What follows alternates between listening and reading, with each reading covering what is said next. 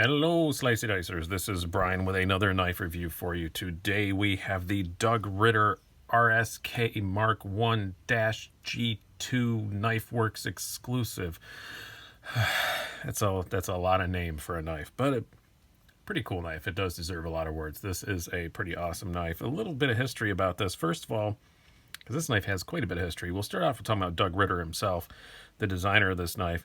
He is the chairman of Knifeworks, kniferights.org, an organization that I highly recommend that you check out and join if you feel necessary. A lot of us, not going to get up on a soapbox, but, get a lot of crap about the knives that we carry around, and kniferights.org is pretty much our biggest, if not only, line of defense against that stuff. If you still want to be able to carry cool knives in your particular state and or jurisdiction or municipality, it's worth checking out, and an organization that's worth supporting. I'm a member, and I do very much agree with the stuff they say. They're knives, guys. They're just tools. It's not a big thing. It's not a big deal. My automatic ain't any scarier than anything else I carry. All right, off that soapbox. So here's the most interesting about this particular knife. So the Doug Ritter knives used to be made, the original RSK was made by Benchmade for quite a long time. It's not anymore. I don't know anything about that. I don't know why that stopped, but Benchmade did not want to make it anymore, and it was basically a modified version of the Griptilian.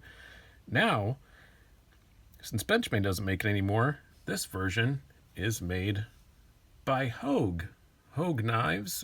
I've never had a Hogue before. Wanted to have a Hogue.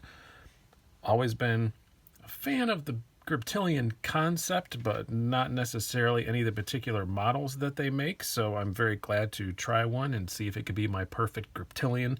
I'm not going to call it that again, but I was very excited to get my hands on this. It is, as I said, a Knifeworks exclusive for $152.95. For that price, you get 100% made in the USA by Hogue, as I said, and Bowler M390. So it's got excellent blade steel on it. $152 for M390 ain't too bad at all. Nice G10 handles and the signature Doug Ritter blade shape, which is pretty tall, flat grind. Very, very cool knife. Let's do some stats before we get too much farther. And then we'll do some size comparisons where I do have a regular full-size Griptilian to show you the similarities between the two. We have an overall length of just over 8 inches, 8.2 inches. You have a blade length of 3.45 inches, the blade thickness of 0.12, handle thickness of 0.63, and a weight of 4.6 ounces. So not what I would call extremely light, but not at all heavy. Let's do some size comparisons here. We'll bring up, first of all, our usual standard, the Spyderco Paramilitary 2. Very, very similar in size in almost every dimension to a PM2, other than the weight. The PM2 is a little bit lighter. Next up, we have our Ontario Rat Model 1. Man, I always forget how snappy that thing is. A little bit shorter than that. Next up, I'm going to compare it to another knife so this uses what they call at Hogue the Able Lock, which is extremely similar to the Benchmade Axis Lock. There's no patent on that anymore, but you're not allowed to call it an Axis Lock. So this is kind of Hogue's version of that. They do a great job with it. This is not the first knife that they made with this kind of lock. I'm a fan of it, or I've heard good things about it. I can't say I'm a fan of it because I haven't touched one yet, but I've heard very good things about it, and I'm very impressed with it on this one. So on this one, I'm a fan. So we're going to compare it to another knife that is kind of similarly equipped. This is the Mass Drop Millet Knives TJ Schwartz design Perpetua, which has also a very Axis-y type lock on it, a little bit bigger than that. Seems like a lot of companies are, now that the Axis lock can be used by other people, there's some companies doing a better job of it than Benchmade does sometimes. So, but that's to be expected. Benchmade's a big company. Some of these are in much smaller production runs, so I can kind of get it. But now let's compare it to a knife that it's going to be continually compared to. This is the Benchmade full-size Griptilian. This is not the Ritter Mark I, which had the Griptilian handle with the Ritter blade. It's not the Ritter blade at all. This is just a bog standard Griptilian, but you can kind of see it's a little bit bigger. The handle's just a little bit taller, and they moved the lanyard hole from this location back to here, which makes it a tick longer. Not sure I'm quite a fan of that, but I do like some of the other changes they've made to it. This would be better if I was comparing this to the G10 Griptilian with a 20 CV blade, because the blade steel's much more similar. 20 CV is actually really just the American M390. And it would be G10 instead of the Grivery, fancy plastic stuff.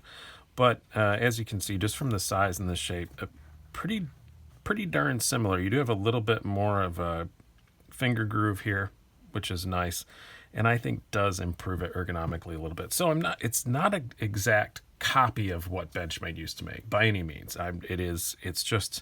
It's similar, but it isn't a copy. This isn't just a Benchmade Doug Ritter with the Hogue name on it. It is definitely different in a few ways. It's on standoffs. So is the Benchmade G10 version, but you can see the regular Griptilian is this closed construction. So you can see it's similar. It is not at all the same. And a lot of these things I really, really do like about it. I will say one of the things I like about it the most is I've been hearing great things about Hogue as far as attention to detail and their quality and stuff, and I have to agree. Tiny thing, but something I love a lot. All these logos are like really etched in there. This isn't just, kind of, sometimes feel like it's just kind of printed on. This doesn't. This is very, very etched in there, every logo. I think just the right amount of billboarding. You got the Hogue and the model number, little USA thing there. Put my hand back there so it'll focus. Yeah, a little USA thing there. The Doug Ritter logo. I think that's just about the right amount of billboarding. Very nice finish on the blade. I do like this stonewashy kind of finish. I do like the look of this pattern on the handle. I can't call it a starburst, really. It's got all this stuff in the middle, which is functional, which we'll get to. But I'm going to call it, I don't know, it's like a hyperspace pattern. I don't know what the hell to call it, but really nice. Pocket clip, you have the same really good etched-in logos. Really good quality hardware on this. Excellent quality hardware. I do like what they did with the Able lock.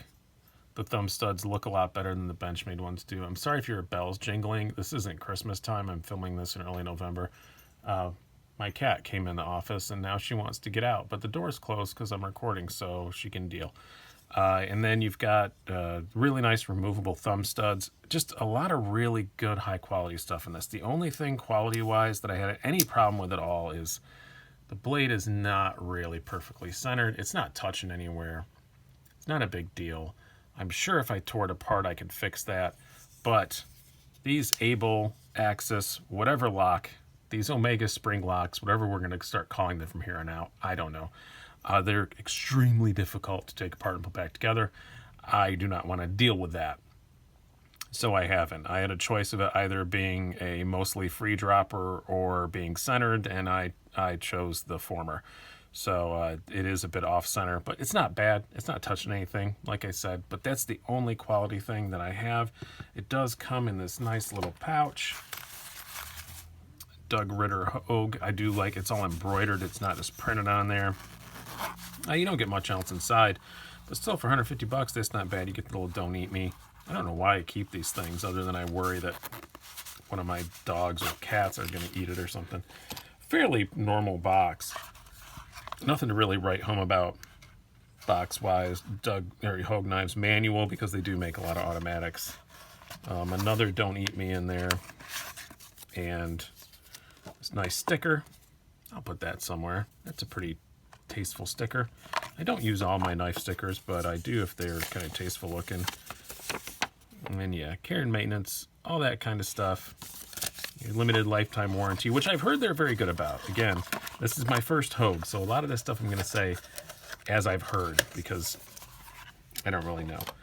As far as the blade itself goes, pretty thin behind the edge, about 19 thousandths, not bad at all. And as I said, a 0.12 inch blade stock, so not at all thick. It's a pretty darn good slicer.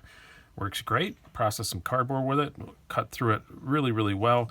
You don't have that thin little tip that you get on a lot of knives that are kind of this category. It has a pretty robust tip. I do like that about it a lot too.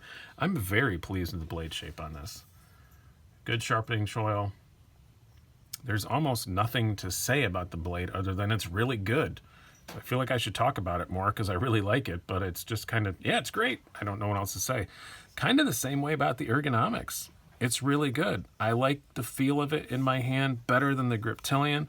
Not dramatically so, but it's got a better... So the G10 version of this, that's more similar to this knife with the standoffs and stuff, is a bit slippery. Again, this is the full size. They're not making a mini of this yet. They did make a mini version with Benchmade. That's gone, and I don't know if that's coming back or not. But it's grippier than that. So this G10 is grippier than Benchmade's G10 Griptilian, but not as grippy as the standard Benchmade Griptilian, but with the grivery handles. But I think that's a good thing. I kind of think that's a bit too grippy. See, there goes the cat. I warned you. But it's pretty darn good. I think they made a good compromise there. No hot spots at all. This deep carry clip is outstanding. As far as where it's positioned, definitely no hot spot there at all. Yeah, I really like the ergonomics of this. It's super comfortable in hand. One of the most comfortable knives I've held in my hand in quite a long time. You could definitely get some stuff done. There's some good jimping up here, but just enough. It's not enough that it's not so aggressive that it's going to be painful to anybody. It's really, really good. Everything's rounded off just enough, but not too much. As far as the carry goes, it carries pretty well. It's got a deep carry clip. It's not super ultra deep carry because, again, they made the decision to move that lanyard tube there to the end. And again, that's one of the only flaws I have with this knife. I don't really understand why they did that. But I will compare it to, your standard grip. It's obviously a bit thicker in the pocket. They both have wide grips. They're both about the same width. But it doesn't really bother you in your pocket at all. And your hand slides past this much better than it does on the standard Griptilian. There is some jimping back here that's functional and does work well to hold it in your hand. But it doesn't carry down so far that you feel it when you're reaching it out of your pocket and your hands, slipping by that. And I do really like that. They stopped the jimping at just the right point. Good job, guys. Very, very, very nice knife to carry for a kind of EDC size. Yeah, it's not stupid light, but it's light enough. Really nice knife to carry around. Deployment, really good. As I said, I do like the way that other companies are doing the axis lock. I don't have a problem with Benchmade's either. You guys know I'm a fan of that lock style. We've been kind of Benchmade heavy here lately, and I have not meant to be, but it's just kind of the way timing worked out. But it's great. It's not the complete guillotine that you get sometimes with some Benchmades, especially once they really break in. As soon as you touch this, it's just tang, tang, tang, and it bounces off of the stops. This doesn't. I really like this a lot. The action on it is excellent. Very impressed with it. As I said, the only problem I have is that it's a bit off center. That's annoying. And I'll probably give up one night when I feel like swearing a lot and take it apart and fix it. It's a minor little thing. And I don't like that they moved that lanyard hole. I'd have rather just deleted it, but I always prefer that. So, because as you can see, packaging would be better too. Like, it's just, you don't need, I guess you need that standoff, but still, I don't know. I don't like it. Other than that, those two very minor little gripes, I love this thing. I'm very, very impressed with it. I will go as far as to say, if you want the best Benchmade Griptilian you can buy, it's not made by Benchmade. It's this one. I really, really do like this. I have a lot of experience with the Griptilians, and I think they're a fine knife, and people love them. I know that. That's fine, but I like the blade shape better than than any of the other grips you can get, and I like the handle better. I think it feels a bit more solid even than the G10 Benchmade versions. It's just a nice, solid feeling, well-built knife, and first impression of Hogue is very good, and this knife is my first impression is very, very good. So I hope you guys have enjoyed this. I've been Brian. I'm going to link down below where you can find them on Knifeworks. Go check them out and grab one. They're on pre-order right now, but Knifeworks usually restocks a lot of stuff, so I'm sure you'll be able to get them back again. Hope you guys have enjoyed this. I've been Brian. Have a good one.